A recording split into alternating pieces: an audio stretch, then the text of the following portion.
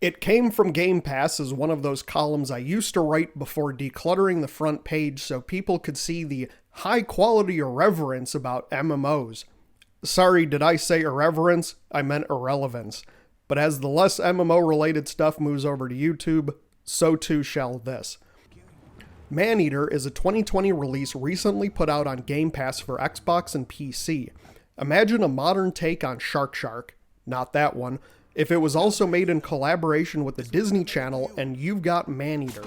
Maneater is an arcade-style game where the player takes control of a female bull shark whose mother is killed by a shark hunter named Scaly Pete. Your revenge plot involves eating a lot of fish, growing big and strong, and killing a lot of human beachgoers. Because they probably deserve it. On second thought, forget the Shark comparison. Maneater is the closest we'll get to a Quentin Tarantino directing Jaws reboot, but without excessive use of the gamer word. The comparison also gives me an excuse to sum up Maneater's MO with one sentence. Because it's so much fun, Chan. Get it? Maneater is a pure power fantasy, and that's really what makes it so much fun. The gameplay loop is a dead simple cycle of completing quests that have you eating fish and eating humans, fighting mini-bosses, and collecting collectibles, all before moving on to the next area and repeating.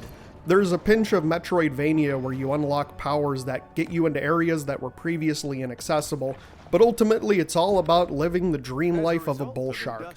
Eating, fighting, killing shark hunters, eating, fighting, and more eating. Along the way, you gain customizable evolutions to outfit your shark with things like electrical abilities, better defense, or more efficient healing.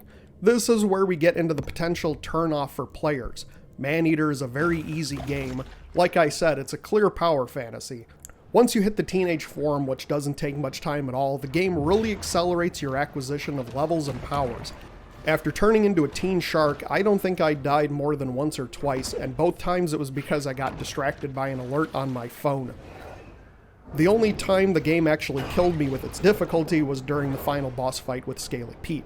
But that's because the game kind of throws a lot of mechanics at you at the same time that it only really glossed over earlier in the game. Most powerful enemies in Maneater can be beaten with simple hit-and-run techniques. Close in, chomp them once or twice, and dodge out before they can attack. Rinse and repeat. Bigger enemies like sharks and the various target mini-bosses can be stunned, making the boss fights even easier. If you're not in line with the wanton destruction and mass murder, the game might start getting boring. There's also the factor that getting out of a pinch is very easy, with an abundance of health swimming around so you can easily heal up fast and get back into the fight. Your main adversaries come in the form of shark hunters, and even those are laughably easy to deal with.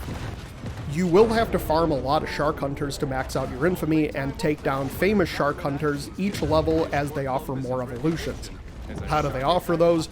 Not important, they just do. By farming, I mean it should take less than an hour to max out your infamy. The game also heaps resources by the tens of thousands on you. You need specific resources to craft your upgrades, but they can be obtained by eating fish or collecting collectibles. It wasn't rare for me to find a new evolution and already have the resources to max it out right away. As part of the power fantasy, I have no problem with this. I suffered one bug that constantly came back where the game would enter a cutscene for a target fish and just hang there forever. Thankfully, in those cases, it was just about a 30-second setback, but it did happen a lot. Maneater has a lot of charm, both in the visuals and the ongoing story. It's not a particularly endearing tale, but it's entertaining, and at the end of the day, an entertaining game isn't a bad game. There are plenty of collectibles to keep you going, and overall the game is short. I completed Maneater in 8 hours with most zones filled about 70 to 80%. I did circle around in 100% everything with a total time of about 10 hours. Maneater is one of those perfect Game Pass games because it's short and it doesn't exactly have replay value. Once you've done it all, there's no reason to go back and do it again. There's no difficulty slider, no new game plus, none of that. But it's fun, and it's worth your time for what it is.